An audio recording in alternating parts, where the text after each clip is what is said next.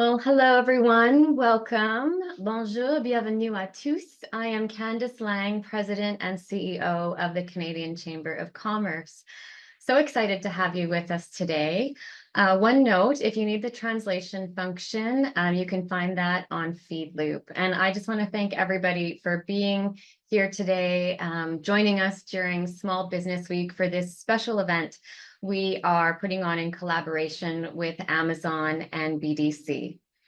I'd like to start by acknowledging all the traditional and ancestral Indigenous lands we gather on/from today across the country in this virtual event. I always think of Canada as a treaty nation, and I have learned a lot about our numbered treaties, but I really appreciate the peace and friendship treaties, which go much deeper into our shared history. And just appreciate, as is the Canadian Chamber of Commerce, the contributions the First Nations, Inuit, and Métis people have made in shaping and strengthening these shared lands we call home. So on to our topic for today. You might recall in January, earlier this year, the Business Data Lab released a report called A Portrait of Small Business. And this revealed that small businesses in Canada are much more diverse than we often recognize. The Business Data Lab's new report, why we're all here today, Scaling Success, builds on those findings and focuses on small businesses in Canada positioned for high growth, as well as their pathways to get there. So to kick off today's session, I have the pleasure of introducing our very special guest, the Honorable Rishi Valdez, Minister of Small Business.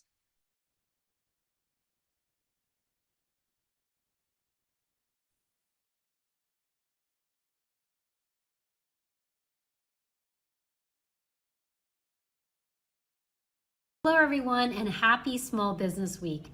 Welcome to the Scaling Success virtual event. I want to start by thanking Candice, Marwa, and Patrick for the incredible work the Business Data Lab is doing to empower Canadian small businesses. Your leadership is making a real difference. The Business Data Lab is a critical resource providing timely, detailed, and future-focused data that enables small businesses to make informed decisions and identify new growth opportunities.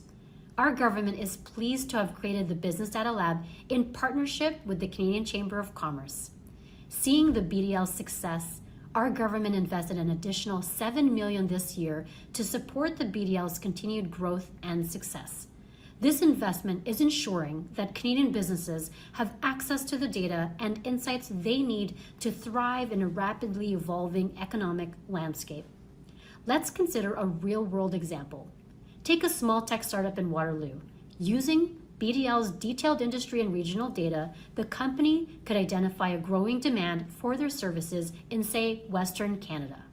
That same company could also use the lab's analysis to refine their expansion strategy.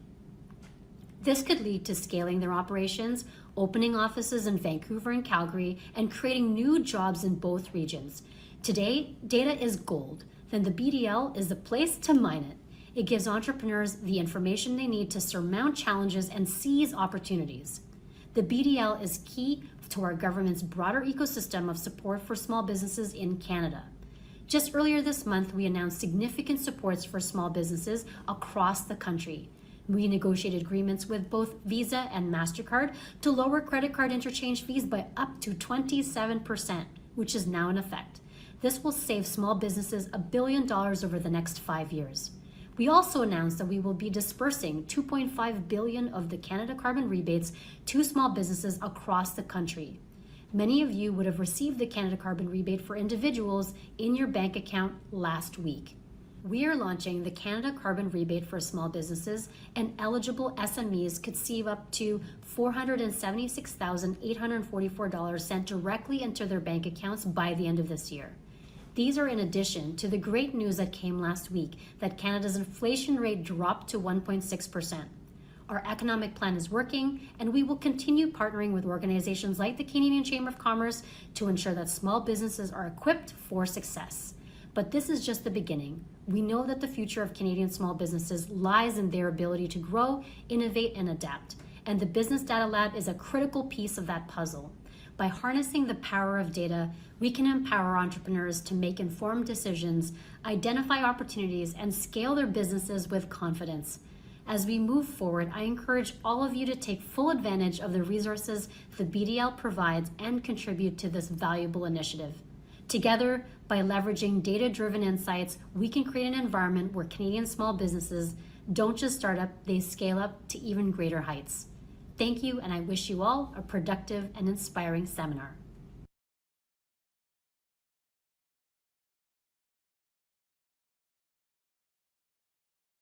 Thank you, Minister Valdez. Your commitment to supporting small business scale-up across the country is inspiring. Good afternoon, everyone. I'm delighted to be here today to share a bit more about Amazon's ongoing commitment to supporting Canadian small businesses and celebrating their growth and success. My name is Eva Lorenz, and I lead Amazon's retail business here in Canada. I'm excited to be part of this discussion today and hear from an impressive group of small business leaders, policymakers, and advocates. To the entrepreneurs in the audience, thank you for being here. We know time is your most valuable asset, and we appreciate you spending it with us. At Amazon, we know the critical role small businesses play in the Canadian economy. Over 60% of sales in our store globally come from independent sellers, many of which are small and medium-sized businesses right here in Canada. We know those businesses are at the heart of their communities. They're critical employers and community members. They work hard every day to invent on behalf of their customers and embrace new opportunities to scale and grow their businesses. Having the opportunity to directly engage with those small businesses and learn from their journeys is one of my most favorite parts of my job. Take Canadian Down and Feather Company, a leading manufacturer of down, feather, and down alternative bedding, whose CEO, Ashwin, and his team have done incredible work adopting digital tools to expand and reach new customers across the globe. Or Chichaga Mushrooms, who specialize in wild harvested Canadian chaga mushrooms. They harvest their products right here in Canada, have grown their employee base across the country, and have found success exporting across the globe. I'm thrilled you'll have a chance to hear from Francois Garcia later today, who runs the company alongside his wife and founder, Patricia Economo. Businesses like these and the entrepreneurs behind them add to the vast selection of products available to Amazon customers. We're always looking to innovate and invest in people, resources, and services that empower our selling partners to establish and build their brands. This includes free educational content for small businesses at all stages of their journey, access to optional services such as Amazon's fulfillment network, and discoverability features to help customers find and shop from small businesses. We're also proud of our partnerships here in Canada. We've worked closely with organizations like the Canadian Chamber of Commerce to develop educational programs that help propel entrepreneurs forward. It's our hope that these types of programs support the digital adoption aspiration the Chamber's report encourages as businesses look to scale. These initiatives are part of Amazon's broader strategy to empower small businesses through education, mentorship, and innovative programs designed to help them thrive. We're always on the lookout for new ideas that can help more small and medium-sized businesses connect with the tools they need to grow their businesses and find customers in new markets. That's why I'm thrilled to join today and learn more about your individual stories and how we can work together to advance new ideas that will help companies like yours thrive in today's economy. Before I wrap up, I'd like to introduce Marwa Abdu, Senior Research Director at the Business Data Lab. Marwa has done incredible work over the years, diving deep into small business trends that inform new ideas and recommendations for governments, advocates, and industry. Thank you again for having Amazon here today. Now, please join me in welcoming Marwa on screen.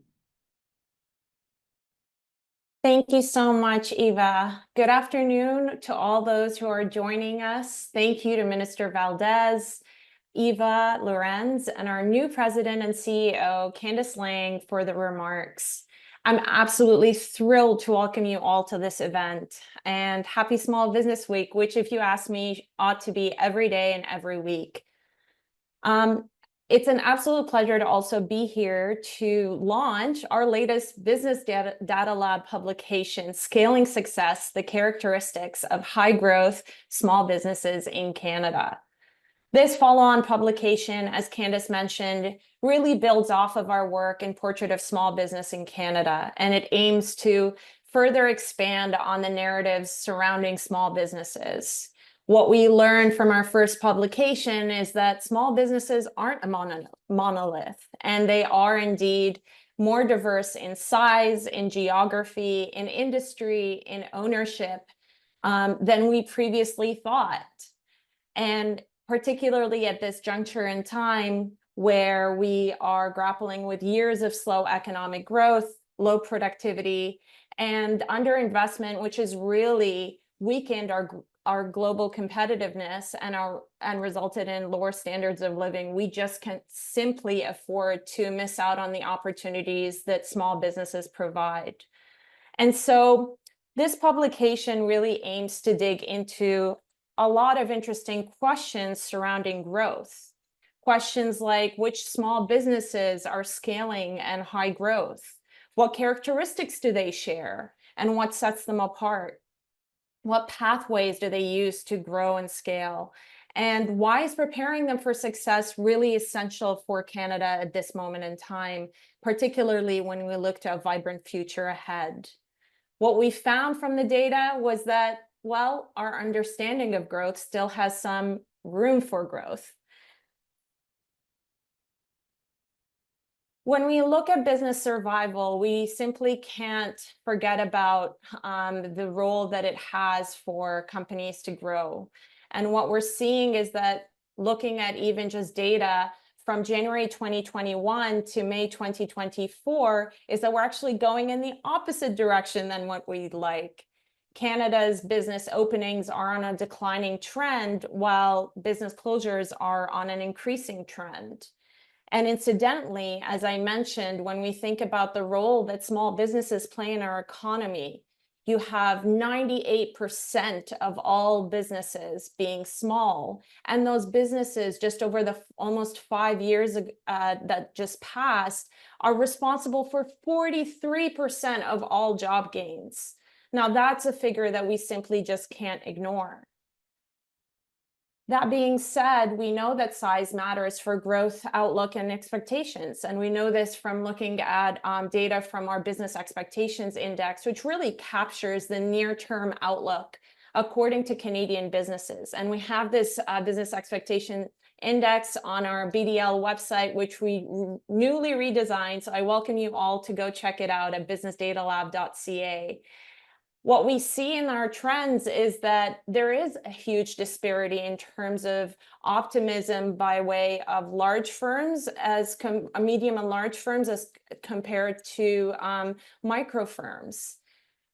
And that when we look at the most recent data from our Canadian Survey on Business Conditions, in terms of looking at yearly expected growth for businesses by firm size, what we actually see is that most businesses anticipate growth of between 1 to 10% per year for the medium term. And a sizable portion of small businesses, around 18%, actually expect 0 to negative growth per year. Now, that being said, what we want to focus on is that 3%, which sounds like a small number, but it isn't, that are projecting high growth. And I'd like to also point your attention to the fact that the percentage and share of small businesses who are projecting high growth over the next 3 years actually exceeds that of medium and large.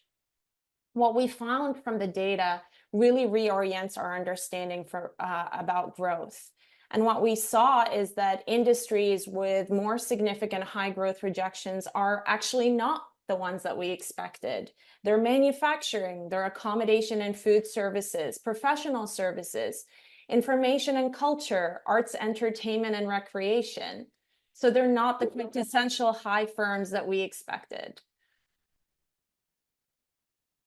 Now, something that we also need to think about is that when we think about which businesses are primed for scaling and growth, as I mentioned, there is a portion of businesses that are not really looking towards growth. 1 in 5 businesses, which roughly translates to 182,000 firms, expect negative or no growth in the medium term.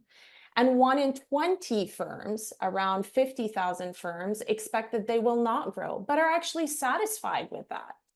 And I urge you all to consider that as you're taking a stroll downtown and grabbing a bite at your local shawarma shop, or coming across a crafting business or a catering business on your social media feed. Some businesses are actually started up to generate supplemental income, some out of necessity, and others because they see that untapped opportunity. But when we look more closely to the data of the firms that are projecting high growth, again, as I mentioned, they're not your quintessential high-tech firms that we often assumed. In addition to the industries that I mentioned, they're firms with 5 to 19 employees. They're between 3 and 10 years old. They're based in Ontario and Quebec. They're owned by immigrants or visible minorities. And last but not least, they're firms who are exporting.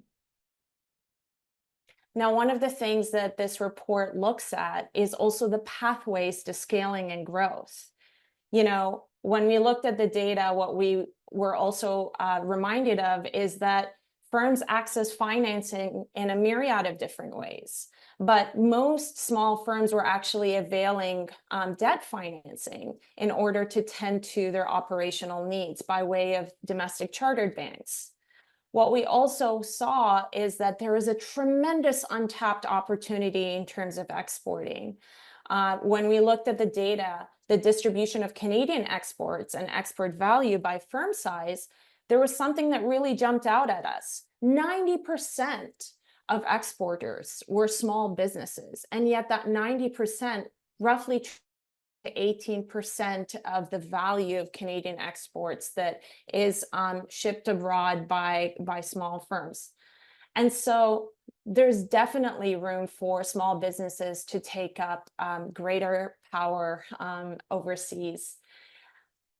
Of course, technology adoption is indispensable and critical to growth and scaling. And what we saw is that particularly as 28% of small businesses who actually adopt new technologies report that they've been able to improve their operations, particularly in industries like finance, healthcare, and professional services.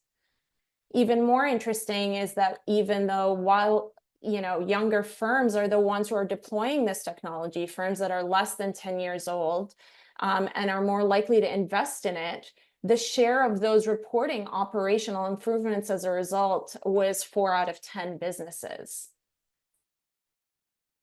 Now, to sum up, I don't want to, forget about the role of policy. Of course, better policies can reduce burdens. They can foster growth and prioritize upskilling. As I mentioned, there's a role for exporting. The government and related stakeholders can look to simplify, clarify, and make more consistent the regulations that businesses are subject to in order to reduce complexity for them as they look to export. There's a role for financing institutions in order to make available financing options that are more accessible and where businesses are able to actually meet the requirements that they need to access that financing. There is a role for innovation and technology, particularly in this juncture of time. We wrote a lot about, the impact that technology like generative AI, the impact of that on businesses is really huge. And we need to look to facilitate digital technological adoption in operations and products and services through the setting of targets, and to really enable businesses to be upskilled to use that technology.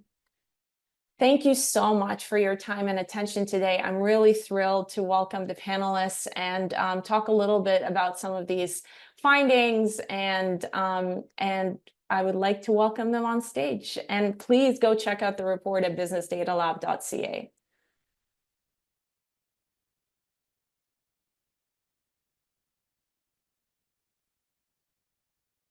Hello, hi everyone. Well, thank you so much for being with us today, Francois, Brock, Ash, and Mathieu. We're really, really thrilled to have you on board. We have one of our entrepreneurs who's hopefully going to join us soon. He's from Cairo Development.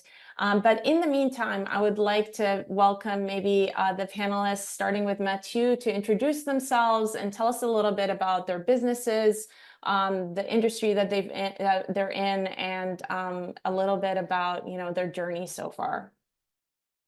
Mathieu, I'll start with you. Yes, so my case is a little bit specific because I'm not an entrepreneur. I'm actually an economist at BDC, so that's the Business Development Bank of Canada. So at BDC, what we do is we help businesses across Canada with different services. So we offer loans, we have equity, and I also offer advisory services across Canada. And we also have some partnership with different associations to really help all type of entrepreneurs across the country. And just to see, at the Economist at BDC, what we do is we do some research also on SMEs, trying to really help SMEs give some insight that can help entrepreneurs really see the future. So, for example, just this year we released a report about 4 trends that will affect entrepreneurs for the next couple of years. Brock, thank you, Mathieu. Hey, thanks again for the opportunity. Really, really grateful to be here. And I think it's great what you're doing for helping small businesses grow. So yeah, my name is Brock Murray. I'm the co-founder of SEO Plus. So we're a marketing agency. We're based in Ottawa, Canada. And we've been around for about 12 years. So started it back in 2012. And for us, really just kind of growing the firm, built on a recurring revenue model, working with many small businesses, medium-sized businesses across Canada, as well as the United States. And for us, our growth journey, I mean, it's been interesting. There's been a lot of changes over the last, 12 years. In the first kind of 5 years of our business, we grew to, maybe about 12 people, and 2020 we were about 24, and now we're over 50. So definitely some growth along the way, and definitely like a lot of the topics we're going to talk about today around financing and technology and all those things definitely played a big part in our growth. So really excited to kind of dig in that for sure. Francois, thank you, Brock. Hi, thank you for having me. My name is Francois Garcia. I'm a Montreal-based serial entrepreneur and co-founder of Chichaga Foods, which is a Quebec-based company located in the Laurentian region of Montreal. Chichaga is a tea and supplements company based out of functional mushrooms. The company was originally founded as a passion project by my wife and partner, Patricia Econo. Around 2009, Pat became fascinated by these mushrooms and their potential. So she wanted to start something. Full disclosure here, I wanted nothing to do with that business at the time. I didn't know anything about it, and I thought it was out of my comfort zone. Although she did prove me wrong. I joined her in a more active role about 2 years in order to build something more sustainable. Big part of our journey building Chichaga, and mostly a strong brand, with a product that was relatively niche and unknown at that time, was basically to build creative ways to educate the consumer, basically getting this fascinating mushroom known to them. Another key sector, I mean, not a sector, but in the struggle was to develop a line of products in order to supply the market. Yeah, the Chichaga originally was a very simple product, a single product base for the company, which was offered as a loose tea for infusions. So part of the growth was developing a line of products. During that period, we ran into the I guess typical hurdles the small business face, which was basically getting our product onto the shelves. Many entrepreneurs can probably relate to this, how impossible it is for small companies to reach that. We were dealing with a system that, I should put it that way, but it's like that was locked between distributors and retailers. And if you're lucky enough to get a call back, you would get caught up in the catch-22 or trapped in a bureaucratic process that often feels impossible. So that was our experience within the first 2 years or so. And that was one of the first things that we removed from our business model, focusing entirely on e-commerce and technology, mostly leveraging on platforms like Amazon, which turned the tables for us. They allowed us to scale in ways that the traditional route made it possible for us. I'm actually going to put a pin in some of that, because I actually want to get into some of the tools and some of the pathways that I talked about in my presentation in order to scale and to grow and to expand your market reach.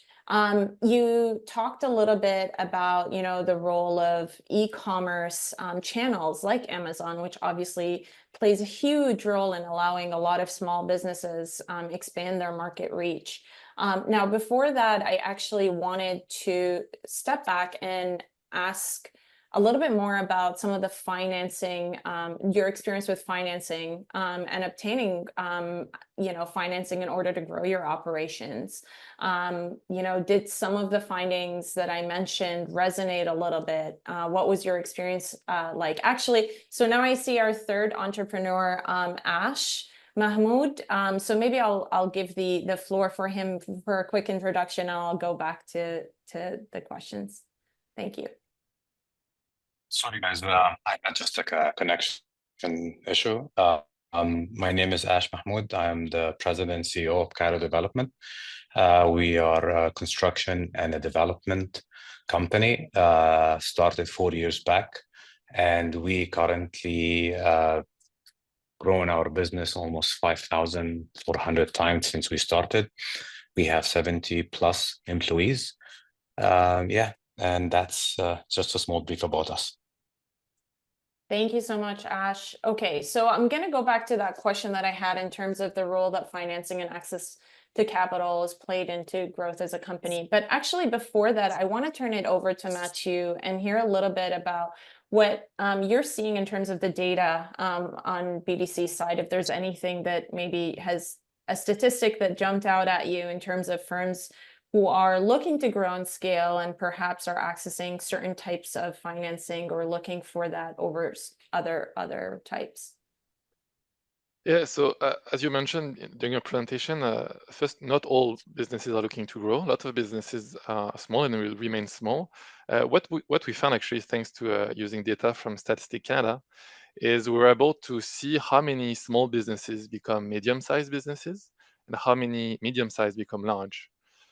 We found that becoming from small to medium-sized, only 0.12% of small businesses actually become mid-size. So mid-size is 100 employee and more. So that means it's a huge achievement for a small business to actually reach 100 and more. And what we found is the mid-size, about 2% of them become large. So large is above 500 employees. So we see that actually scaling up, it's very difficult. And businesses that do it, we found they use the export, as you mentioned, a lot. They invest in technology. So the more you invest in technology, the easier it's going to be to also grow. And also they expand across Canada. So what we found is exporting abroad is really important, but also really exporting across Canada, across all different provinces, also really key to scale. Those are all really interesting pieces of data, and I agree with you on the piece about interprovincial trade. It's something that I think not a lot of businesses are fully tapping into in terms of really generating that economic potential. It's not always, exporting outside the borders of Canada. Sometimes it's also just reaching out to other markets in other provinces and territories. Maybe Brock, I'll start with you in terms of the financing piece. If you can tell us a little bit about, what your experience has been like. Yeah, certainly. I mean, we're a little bit different than maybe some scaling businesses. We've bootstrapped from day one, and kind of like I mentioned earlier, we're fortunate. I mean, we're in the professional services business. Obviously, with the marketing agency, there's opportunity for recurring revenue. That's helped us kind of stabilize revenue as we grow the business, which has been critical. We are working with, I mean, one of the large banks, and very, standard financing type opportunities, line of credits and things like that. But obviously, as we're growing, there's going to be new opportunities with acquisitions and things like that. So having access to growth capital, cash flow loans, things like that is obviously going to be really important to us as we grow. But a really big thing for us is, not looking to, scale at that pace where we didn't need outside financing, has obviously given us a little bit more opportunity to make sure the business is in a really good place before we do get to that stage, obviously. And just having a really good sense of, what it takes to run a profitable business has been really important as well, to make sure that we're not, wasting money, wasting spend. So that's allowed us to just grow a little bit more in a little bit more of a safe way, right? And a little bit more stabilized. So I think that just puts us in a little bit of a better position. And obviously there's a lot more, we're not an industry where we have something really, really, really unique and we need to scale it really quickly. There's, a lot of marketing agencies out there. So, we're in a little bit of a different position than most, but definitely just, making sure that we know our numbers. We're being smart with regards to our, our expenses. Profitability is really important, and not being afraid of that word, and being able to have those conversations with the team, from managers right through to all the team members, understanding what that looks like within the business, and making sure that we're being cognizant of our resources, the tools that we're using, all these kinds of things. Because obviously that, when everybody's aware of that and they can actually have a hand in that, makes for a stronger organization as well. Great. Ash, I'll turn it to you in terms of the financing and scaling piece. So, yeah, definitely to grow the business, you need financing. But obviously, the reality speaking is, with the size of business and a starting company, banks and funders are a little bit skeptical, and they need a lot of confidence in the product. Unfortunately, with us, we did have minor financing, and it was lucky that it was BDC starting with us. They trusted us and they give us a initial support.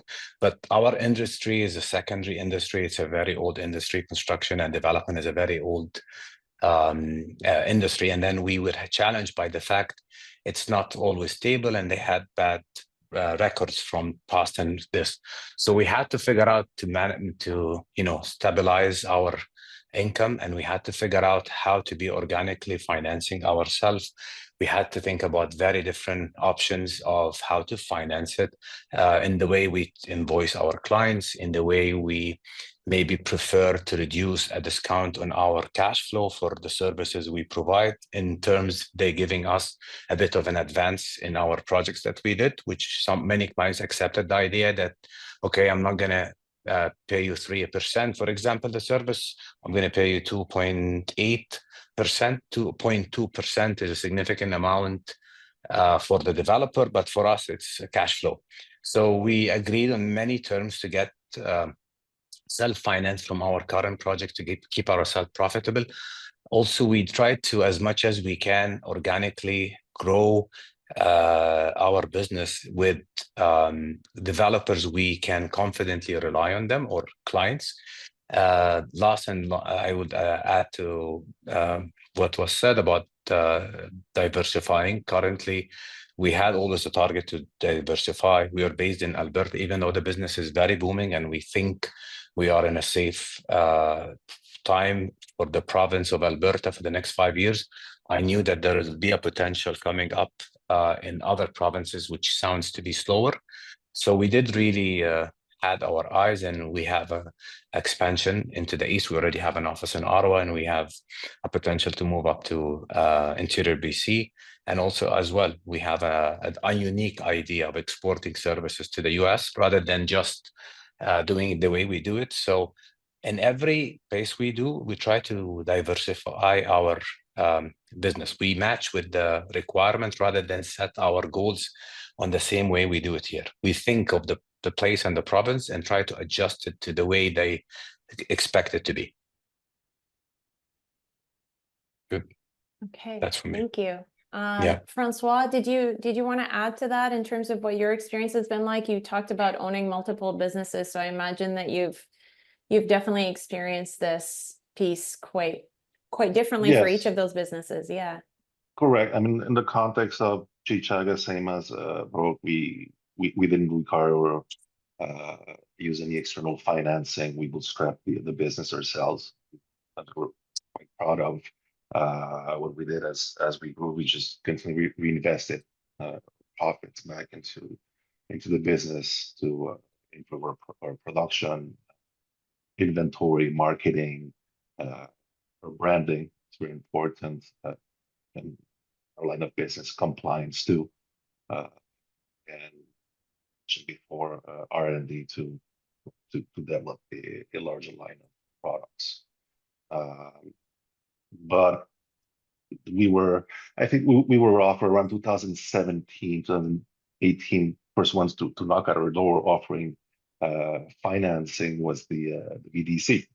If I recall properly, one of the Quebec executives that purchased our products online and really liked it, so they came knocking. I think they really liked the fact that we were Canadian product, 100% Canadian. And although we didn't consider, but we didn't really need it, so we didn't want to take something we didn't need. If we had to go with financing, it would be with the BDC, because they didn't just offer money or cash flow. They offer expertise or connections, resources. If I recall properly, they were really looking for buildings for us with docks on the back, which usually doesn't, you don't get that from many financial institutions. Yeah, I mean, certainly like the presence of BDC has changed. We were just at the annual general meeting, and we also met a number of entrepreneurs who really have gained a tremendous amount in terms of support from BDC. So Peace by Chocolate was one of the businesses that we met the owner, and it was such an impactful story, and hearing how the business has grown, particularly from small town, Nova Scotia, is really exciting.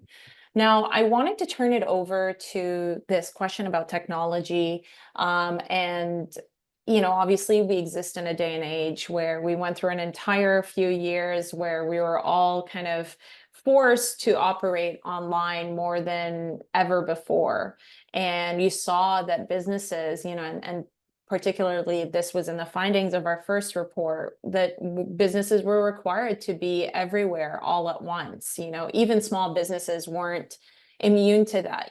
They had to continue to find ways to navigate, those couple of years. But even coming out from that, the role of technology has continued to play an exponential part in terms of businesses continuing to have access to their market. So I wanted to hear a little bit more about that piece. I know BDC has released, a number of publications on this. In September, Mathieu, there was a publication that really talked about the benefits of AI adoption. So I wanted to hear a little bit more in terms of some of the statistics that you're seeing. And I know we've also published, a report of our own on generative AI. So I wanted to hear what you're seeing on your side. Yes, thank you. Yeah, so we did publish a study on AI, and more specifically on how actually SMEs in Canada are using AI. What we found is we surveyed several hundred SMEs in Canada using AI, and 97% of them told us that AI helped the business one way or another. So it's really high.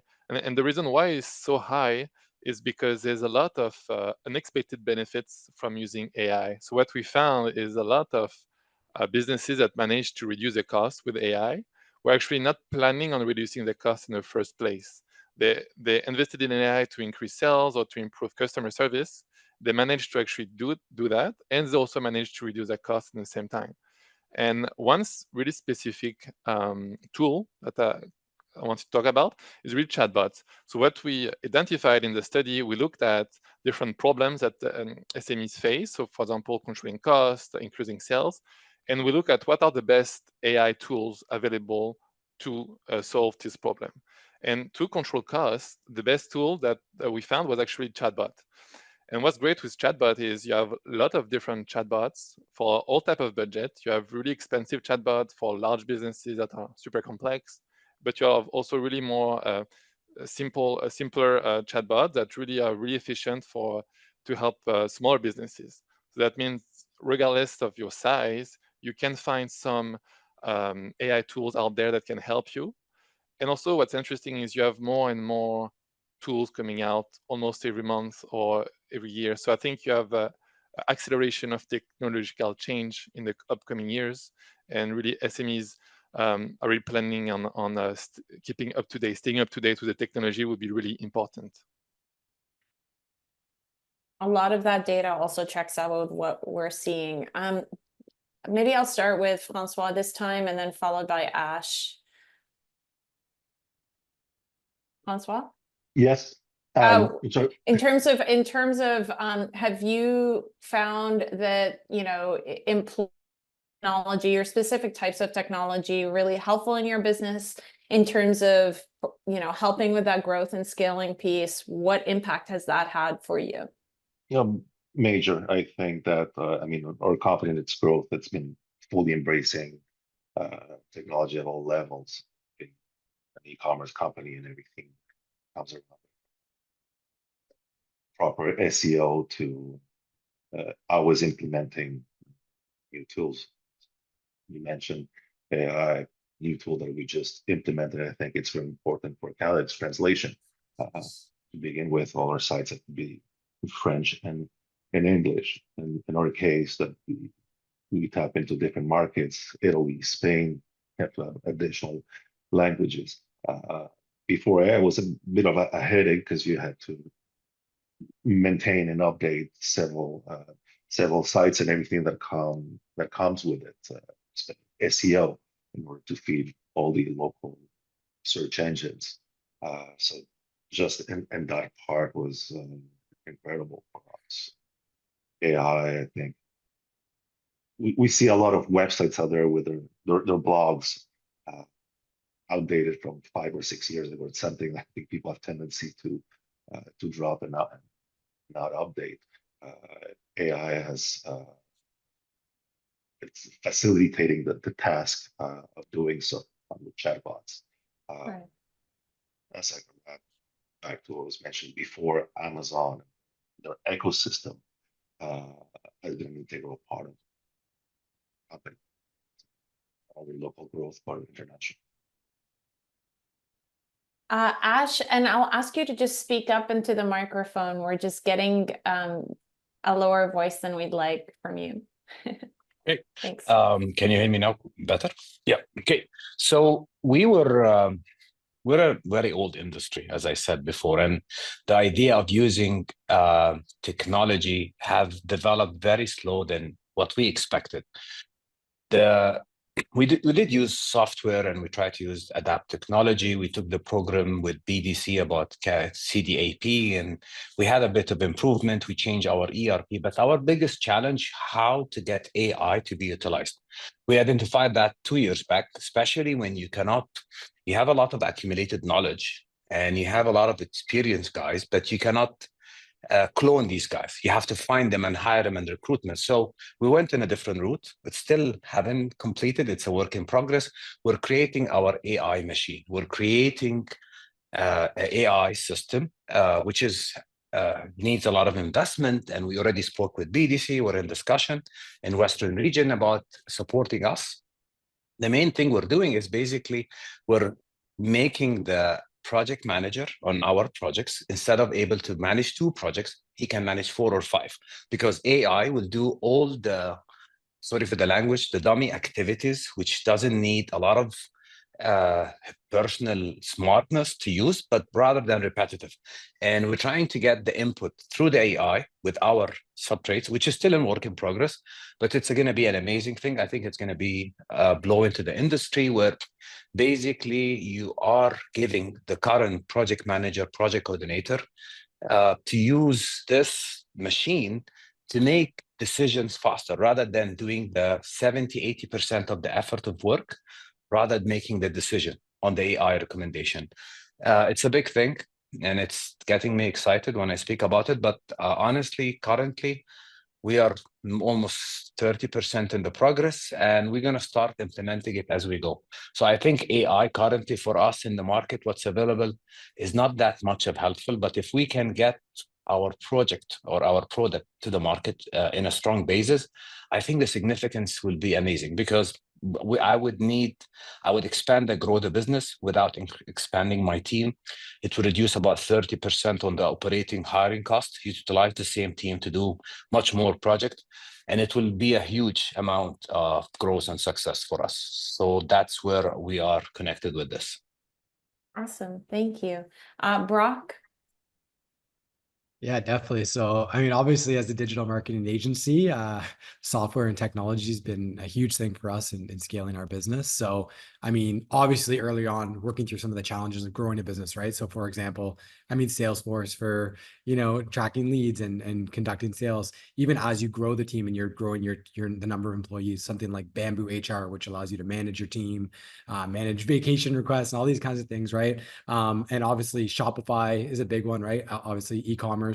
We've seen that great Canadian success story, being able to, have a platform to be able to grow your business, not have to worry about those intricacies of developing custom, e-commerce solutions and things like that, right? So for us, we probably have, honestly, probably 10% of our revenue goes to software. We have tons of software within the organization, but allows us to do more with less, kind of similar to what Ash was saying. Obviously, AI is, kind of the hot topic. Everyone's talking about it these days. As a marketing agency, when it first rolled out, everyone's saying, oh, is this going to replace our jobs? What does that look like?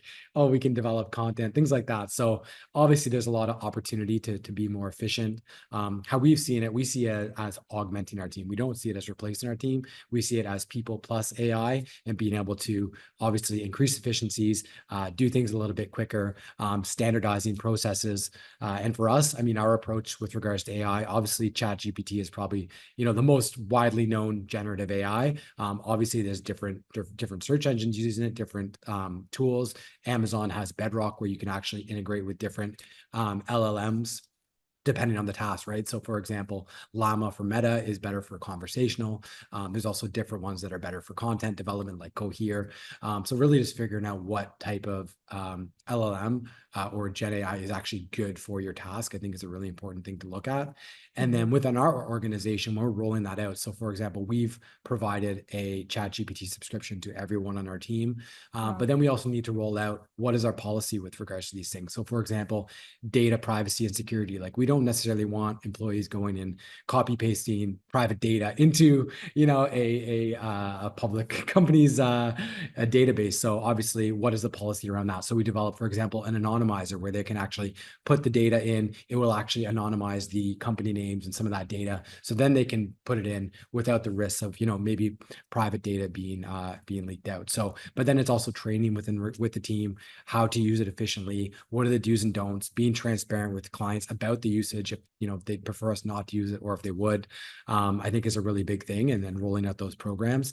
So there's a lot of opportunity there. And then we've even developed our own AI as well. For those of you in the audience, Amazon actually has a really good way that you can develop your own chatbot and knowledge base.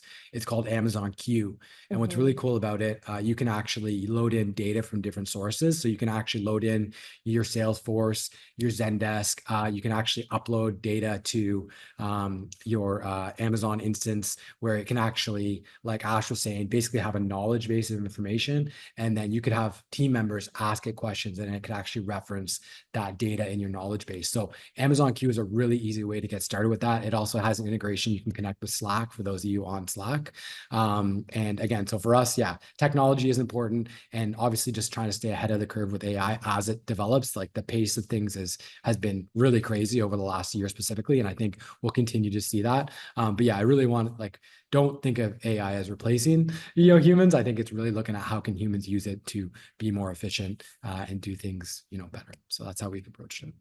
I love that you brought that piece up, because I think oftentimes what holds a lot of small businesses back is this kind of fear that, AI or technology is going to take over or hinder what they do, as opposed to really drive home some efficiencies and be that extra pair of hands that you needed, but don't necessarily need to go too far to reach. But I do want to follow up with one piece. One of the things that we talk about in the report is the need to also ensure not just that you're encouraging the deployment and use and adoption of these technologies, but obviously in recognizing that a lot of the time, a small firm doesn't have the same resources in terms of labor, in terms of financing, in terms of skill set, to really make sure that they're using these technologies to their full potential, or even just identifying which technological tools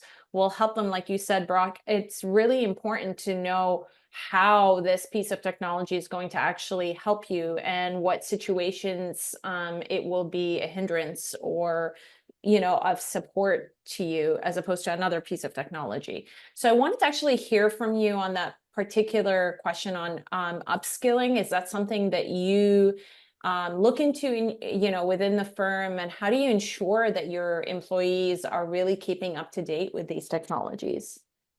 Yeah, I mean, I think it comes back to training is a big part of it. So obviously we have our director of search is actually conducting training within our team, how to use AI within the departments, external training as well. For example, Amazon has done some really great training in Toronto and Ottawa, things like that. So that's a really big part of it. And then also, I think for us, it's also giving the employees, first of all, if there's budget for them to be able to test different tools, see what works. And then from an innovation perspective, just giving them the room to be able to test and experiment, right? So figuring out if there's, clients, they can test this new software out on things like that, right? So I think it's a little bit of permission to play so that they're able to kind of test things out, because, there's going to be some things that are going to work great. There's also going to be a lot of things that are not going to work, and you have to be okay with that. And there's going to be lessons along the way.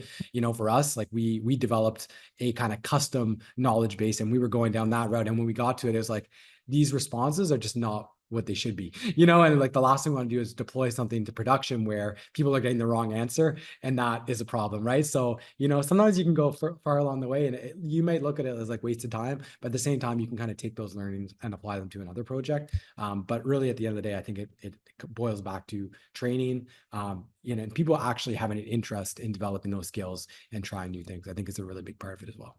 Francois, I see that your mic is off, so maybe you're also ready to add a bit to that upskilling question. Well, I mean, I agree with Brock. I mean, a true believer in the trial and error as well. Yeah. That it's first thing, and basically figure out where the tools right for you or not. I mean, the context of AI, I see it as a hammer, Yeah. as a tool. It won't do the job for you. You need to learn how to manipulate that tool and to use it for what's right. Yeah, and I think something that you clearly you both agree on is this idea of risk, right? Oftentimes, yes, small businesses don't have a lot of bandwidth for risk, but what we've continued to see in the data is that small businesses are often also willing to start, to look into avenues where they can learn and they can grow, and there is that tenacity and that resilience that they have that really sets them apart in terms of how they're wired, because as firms grow, the impact of those risks is obviously going to be larger on a larger pool of people, on, you know, and the resources that need to be deployed in order to undertake bigger and bigger risks are more. But, you know, in a perhaps in a strange way, but in a way that allows small businesses to take those leaps forward, are, you know, able to kind of jump and take those leaps, particularly those ones who are targeted towards growth. I guess the last piece that I wanted to touch on before kind of hearing a little bit of, you know, any words of advice for any entrepreneurs or calling in, is that exporting piece, and hearing a little bit more about, you know, when, you know, what role has exporting played in the growth of your business, if it has, and when did you, you know, why did you turn to exporting particularly in order to continue to expand the business? Let me start with Ash. So just to be honest, unfortunately, actually, we haven't done a lot of export, but the export plan that we have, we have a very unique product as a company. One of our options is to convert vacant office spaces to residential multifamily. And we have an accumulation of maybe 5 years or actually 6 years in that. And personally, and as a company, so we started being approached, especially by the US clients who asked us to do this advice. So when I did it, I wasn't very business mentality. I did this service for a friend or a connection, and it was like kind of free, like advice and things. And even this free service took me to a point where I was literally spending maybe 20 hours a week for 4 weeks continuously. So I said, you know what, why can't I do this? So we started buying a smart database where we approached significant amount of office owners across the US. And we kind of got into kind of the initial agreements, which is an early idea. But the thing I like about the idea of exporting these services, accumulating the knowledge we have collected in this specific unique thing, is the amount of exposure. It's the amount of knowledge. It's, of course, bringing a new cash flow with very minimum investment that we need, because we have already the structure, we have the team, we have the knowledge. And today, with today's technology, with everything you can do, you can literally be as if you're present. So I think the next 2025, this will take approximately around 20 to 30% of our revenue growth. Seeing what we have amount of huge response. Like, you know, when you do business development, you expect around maybe 5% of your approach. What we've seen is like 50 to 60% people interested to listen to that. So I think export is going to be the way for us to go, especially there's not much of infrastructure. You don't have to do a lot of work to do it. So that's our plan. Maybe I'll go to Francois. Yeah. So yeah, we've been exporting, I mean, pretty much since day one. We started with the across provinces in Canada. I mean, that's still exporting locally, and the United States. We started exporting to the rest of the world, across Europe, South America, Central America, Asia. I think we even have a presence in the Caribbeans now. In the past 5 years, our export is divided in two. We're retail, direct to consumer products, so we are the shelves pretty much everywhere. The largest supermarket in the world, which is Amazon. And that had led to the other side of our business, which we wholesale and private label. A lot of our competitors, I would say, out there, is we wholesale or private label to them, so that that export to the consumer has giving us the visibility and exposure for branding. Brock? Yeah, for us, I mean, definitely export. Obviously, we're a digital service, so much easier for us on that side to kind of serve other markets. For us, we're still probably 80% of our business is still Canada, probably about 15% in the United States and 5% in other markets, primarily Europe. So, I mean, obviously exporting to the US is beneficial for us.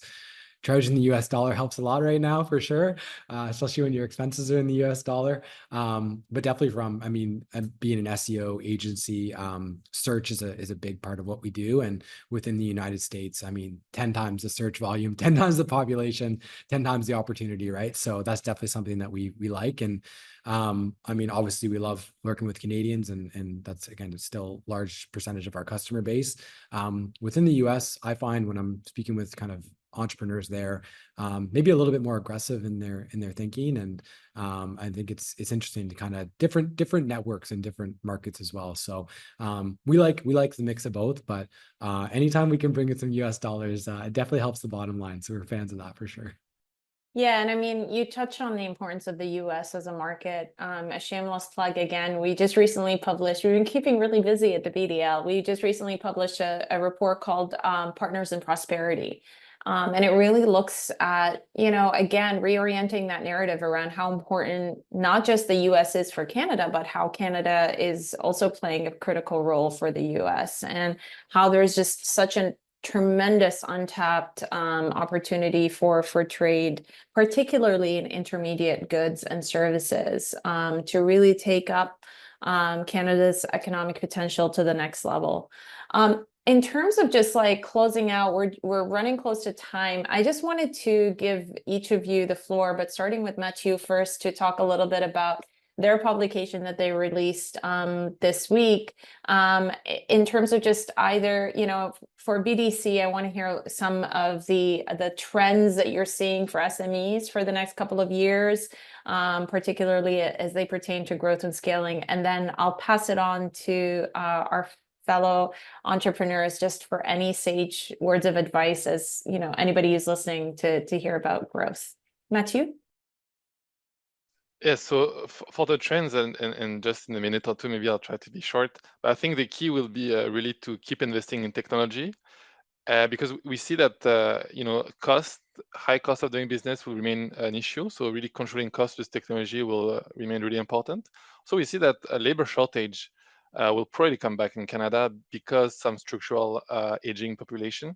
So we have structural forces, means that labor shortage will come back, which means you'll need to increase the productivity of your worker to be able to produce more with the same amount of people, because it would be harder to actually find new people. And also we also see that businesses will also need to stay up to date with the trends, with the different consumer trends.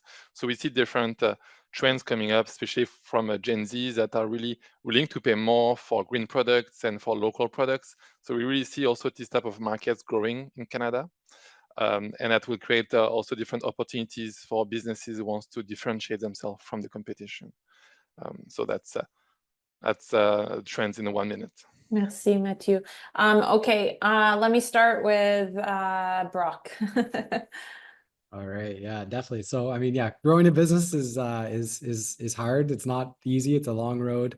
A lot of things you got to deal with. For us, I mean, there's kind of two pieces, right? You're always going to be looking for more clients and more sales and more business.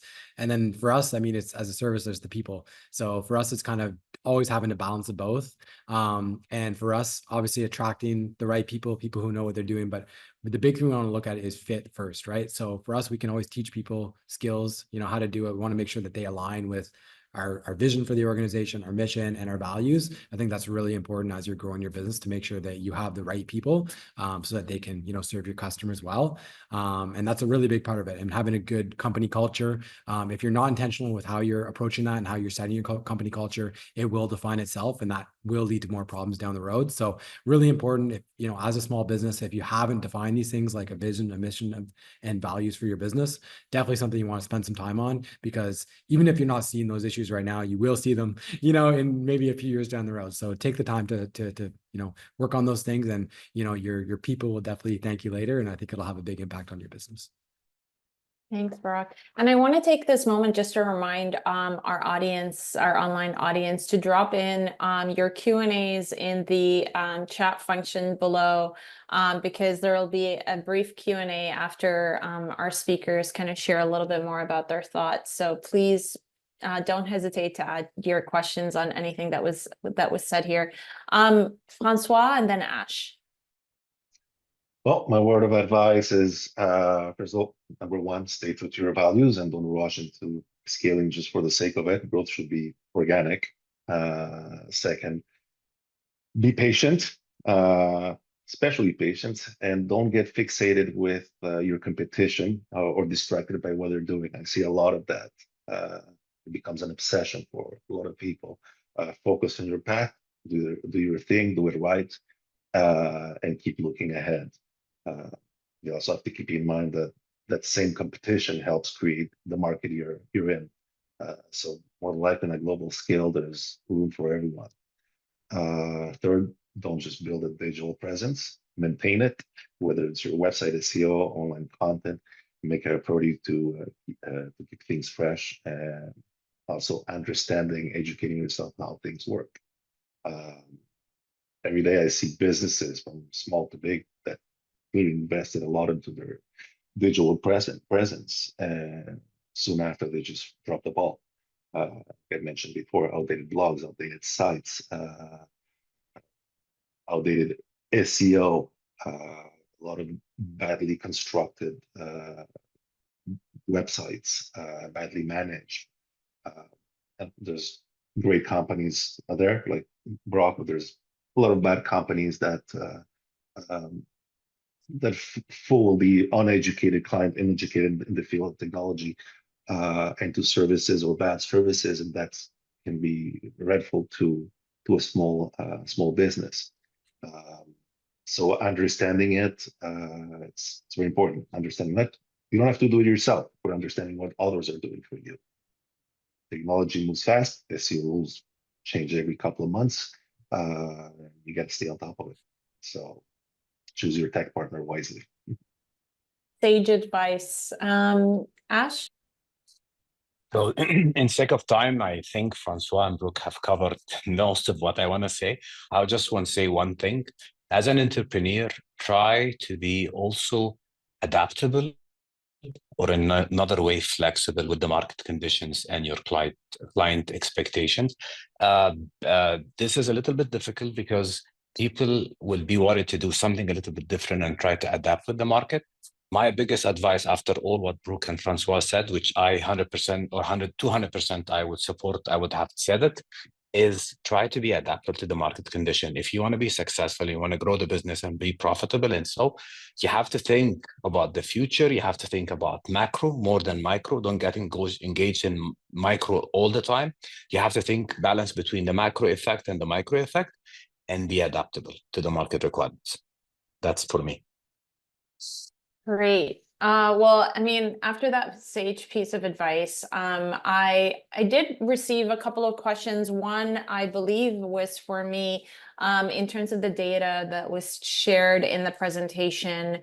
I wanted to just clarify that a lot of the data that we get, whether it's from CSBC or elsewhere, well, mostly from the Canadian Survey on Business Conditions, it's built on a sample, so it does include all of Canada, and we're able to dissect it by geography. We're able to look at it from other characteristics of business. So I hope that answered your question. One question we did receive, I guess for all of you, is that when and if you've noticed a skills gap in your business, what strategies did you implement to address it? So a lot of the question is really pertaining to that upskilling piece, but maybe you have an example that you'd like to share with our audience. Let's start with Ash, and then Francois, and then Brock.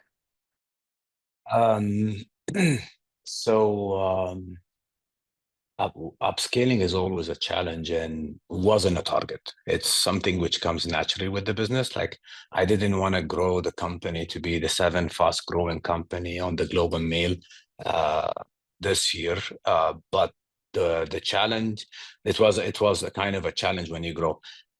I think focusing on your values and core values and the targets you're trying to achieve, and the result gets you in the spot where you have to figure out, how am I going to expand my business? We had, because we're in a booming industry, we had no challenge on finding business.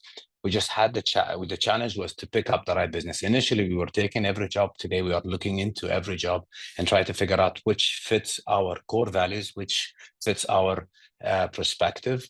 The team have changed, so expect your team will not going to always stay the same, because with the expansion and the growth, it's not everyone can adapt themselves. And I'm not saying it's a bad thing about them, it's just human nature. Some people are willing to be moving from a small business where you are like 10 guys and you know each other and you have breakfast and coffee almost all the days, where you're a corporate or getting into 70 people where I don't meet everyone in the company every day. So that's one. I don't know if I answered the question properly or I just was out of it. No, you did. Thank you so much, Ash. I'll go to Francois after that. Yep. I mean, skills gap, I wouldn't say, I mean, as I mentioned before, for us, it's trial and error. I mean, error can be your best friend. It educates you and you learn from it, and that's how you you cover those gaps and keep moving ahead, scaling. Brock? Yeah, I mean, there's obviously different layers of skill gaps. I mean, for us, there's a number of things. One is training programs for team members. Canada has some really great programs where you can actually get specialized training covered 80% of it, which is really great. We've used that for management training. And there's a company out of Ottawa here, Auto Education Group, where they do specialized training, taking advantage of some of those different grants and things like that, depending on your pain points. Also, like outside contractors, like we brought in specialized business coaches who have, again, specialized training in different areas. So bringing in outside consultants, right? If there's an area you don't really know, bring in the people who know what they're doing, learn from the best, and then, apply that knowledge. And then obviously there's different training programs, for example, if you're trying to learn more about Shopify or Amazon or Google, like all of these companies have online training. Usually it's free. They also do events and online training, in-person training, right? So there's tons of opportunity to learn from these sources. You don't have to reinvent the wheel. So those are just some of the things, how we've approached training and skills. Thank you so much. Now that we've come to the end of our time together, I wanted to thank each and every one of you. You've provided such rich context to the conversation and really drove home, a lot of the themes that are in our latest publication, and really exemplify how businesses have been leveraging all of these different channels in order to scale and to grow. Before I pass it on to Candace, I just wanted to give the floor back to Mathieu to maybe share anything else that's on your mind that BDC is working on or that we can look forward to. We love doing this event on a yearly basis with our team at BDC. Just so maybe I can, because I saw a question about AI and I think the solution. So BDC also has some specific solution to help SMEs adopt AI. And what we found is actually the top challenge was actually for businesses was finding the right tool. There's so many tools. And so advisory services in BDC can help them actually find the right tool for them. And that can be combined also with financing as well. So it is together, really, the financing and the advisory can really help businesses find the best technology for them. So just maybe what I can add, yes. Merci, Mathieu. Thank you all for joining us today, and I'll pass the mic back to Candace to close us off and send us home. Thank you so much. All right. Thank you, Marwa. And thanks, Marwa, in particular, for moderating the panel today and for speaking.